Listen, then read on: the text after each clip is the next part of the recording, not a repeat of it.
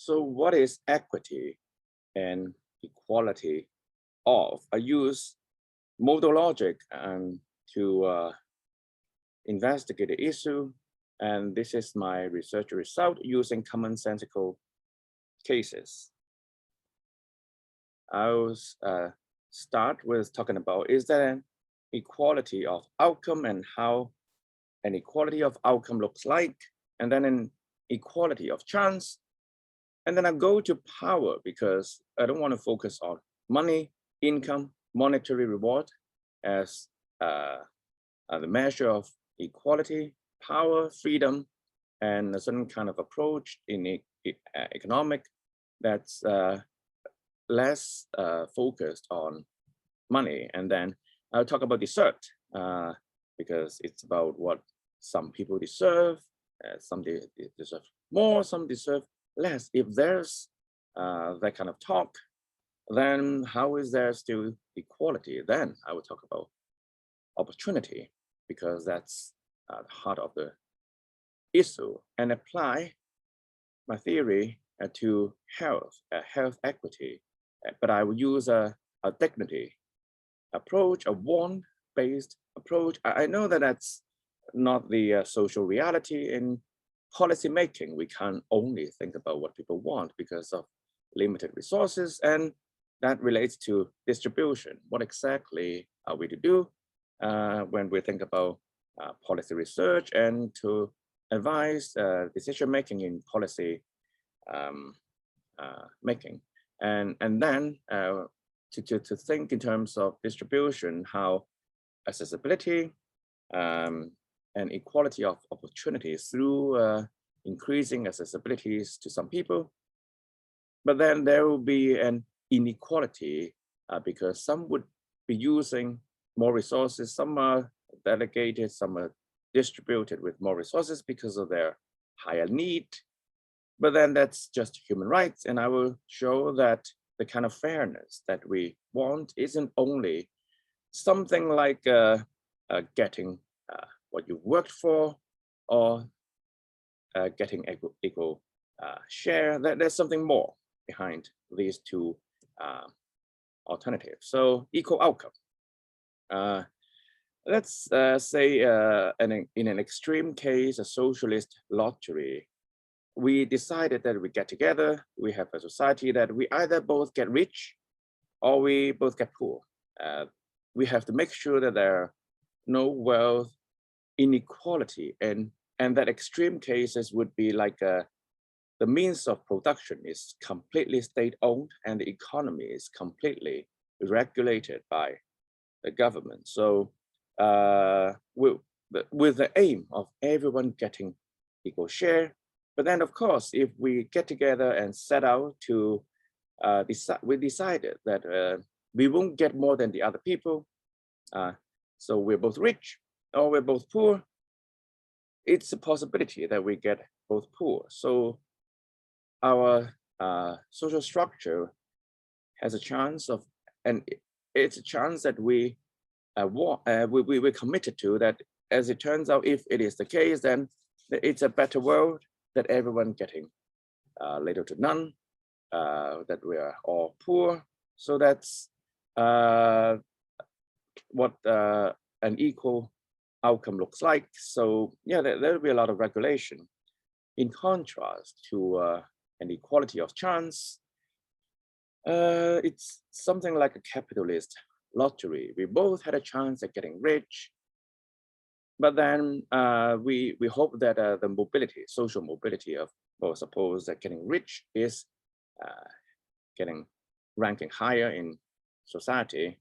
So that's the equality of chance, because we are not limited at by our initial stage. But then the problem is there's no guarantee what pays. Maybe race, gender, physical build, it makes a difference to how much you earn.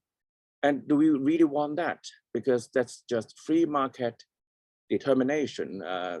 If it happens that on a even, let's say on a stochastic financial market, when people buy on margins, derivatives, instead of focusing only on the performance of the company. We buy only on what other people buy. So when we only think about demand and supply, it's not related to how much good you produce, right? So even if there's a chance of social betterment in contrast to everyone getting poor, it's still not ideal. Even with the mobility equality, everyone had a chance. We don't know what that chance is. We don't know what's the variable dependent on which we will have a better outcome. We don't know.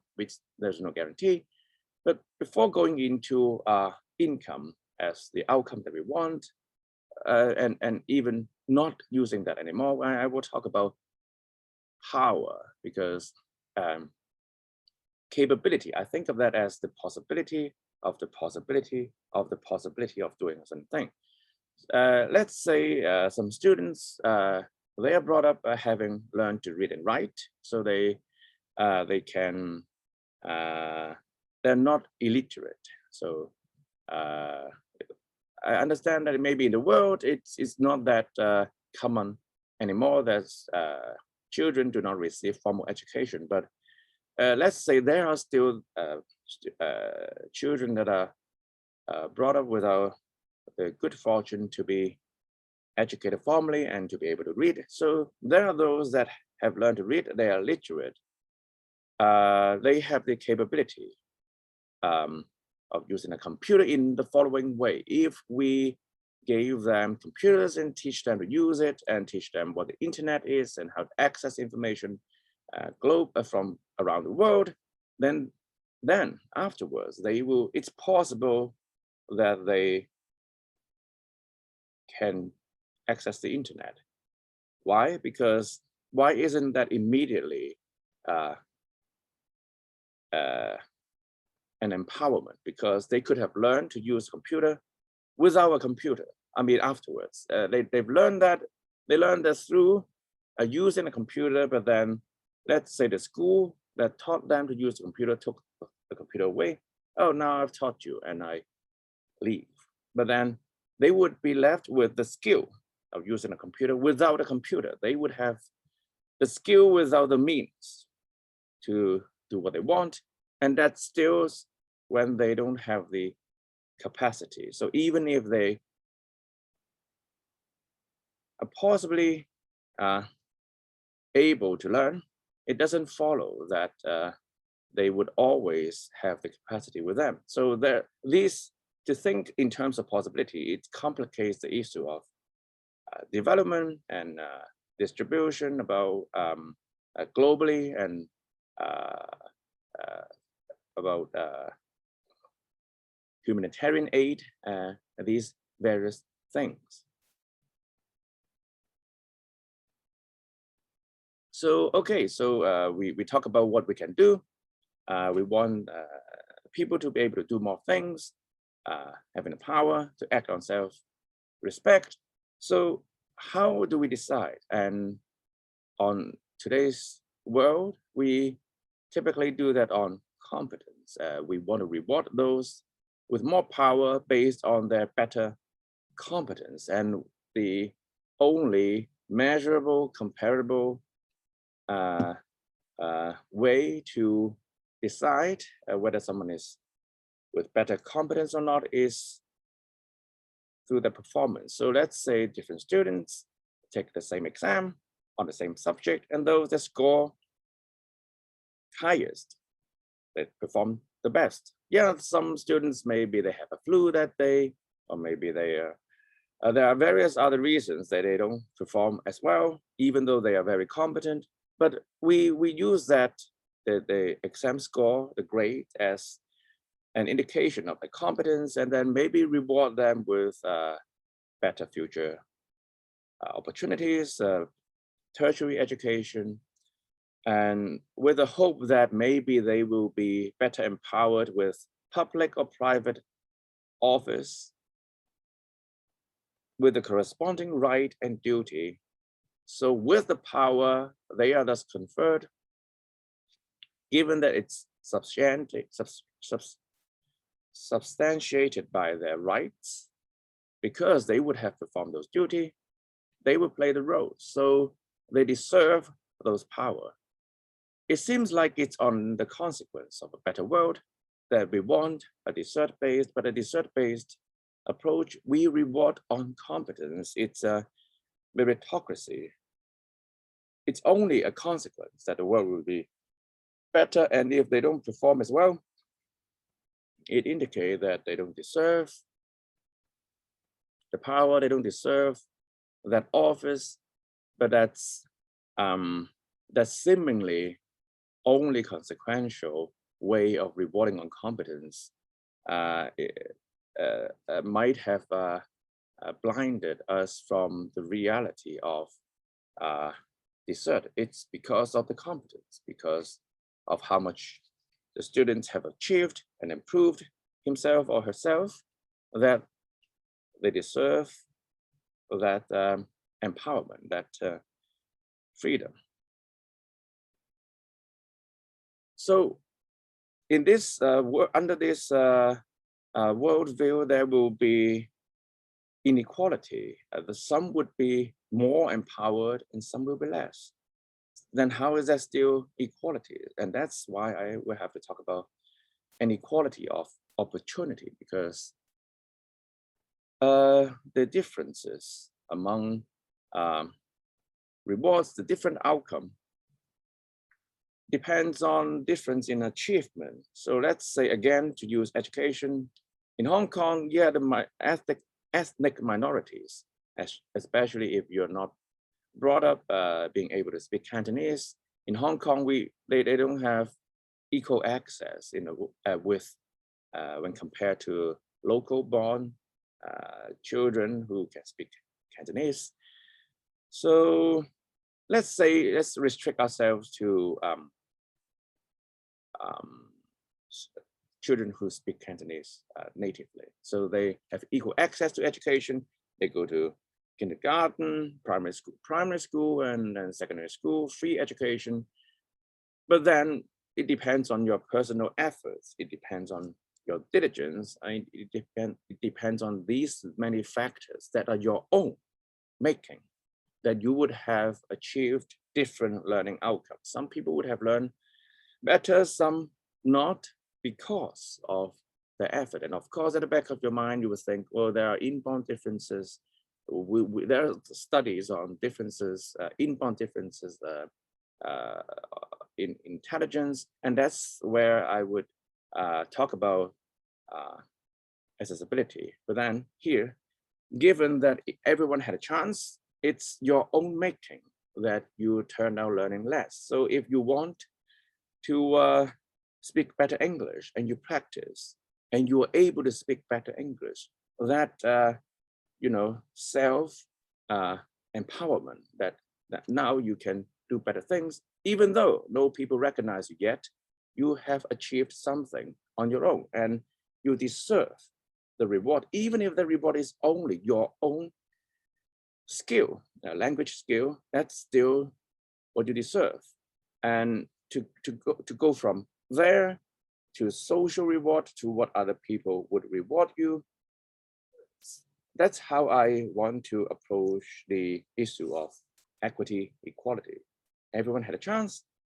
You're more diligent, you tried harder, and you end up with a better learning outcome. You achieved better, you improved yourself better, you're more competent, and that's why you deserve more. And with that kind of competition in society, in the end, maybe we would be cooperating through competing with each other, because doing better than the other, than our peer, is the motivator to do better.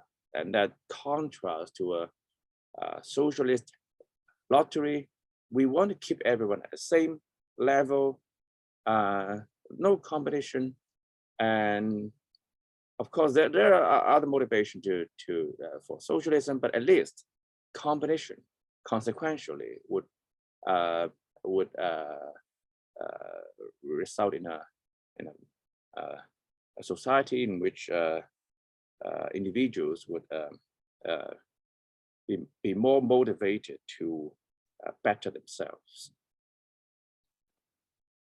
Then to apply that to health, I want to use a dignity approach and think about want and need. Let's say there are wants that are rational or irrational, but I focus on rational want. Let's say someone wants to be able to run every morning, but then he got a flu, and the symptom, the physiological symptom, that's given his want to run, to jog, the need, the situation would have determined what he needs that day at the time, right? So our want would determine our need in certain situations. Sometimes the need is physiological, like when you have flu, or it's psychological when you, for transgender people, some want a female body, but they are born with a male body, and maybe even to use another case of a psychological need, cosmetic surgery. Someone want a taller nose, but not otherwise they want to look a certain way, and that's why they need to do a certain thing with their body. And agentially, maybe someone just want a joyful life, but they have cancer and they're terminally ill. They wake up every day and throw up and just want to go to bed and forget all the pain. And even that, on a want-based dignity approach, we can explain all cases because that's what they want. And given what they want, they need those healthcare access. And but the problem is that, well, there's so many people that want so many things, even if those want are rational. We have scarcity of resources in the world. That's just a reality. You know, given fixed resources, supply is limited. Then there would be excess demand because of people's want. So the best we could have done, given limited resources, is to meet the basic need, basic healthcare. Of course, given the want-based approach, we can think more about what is basic healthcare. Maybe it's psychological need given rise to from a want to look more beautiful. Is that something a basic need?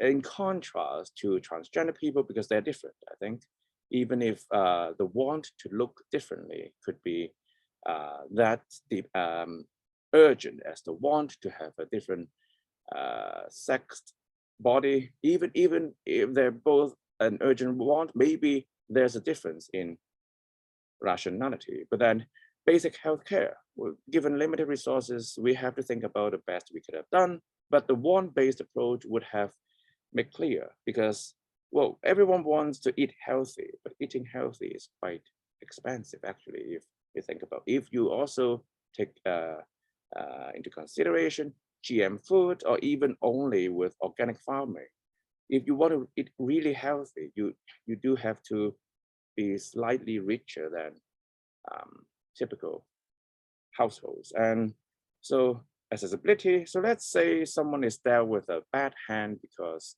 they're born with some disabilities. They're unlucky, but they're unlucky not because of their own doing. They're just born to be like that, or maybe after during adolescence, something happens. So some people would have congenial blindness, inborn, or maybe some mental disorder that's because of some life event afterwards. Then they have less opportunities, not because of what they did. And to compensate for that, bad luck, we increase accessibilities for them. So they would have equal opportunities when compared with other people that are born more lucky with that amount of opportunity. And that's equity.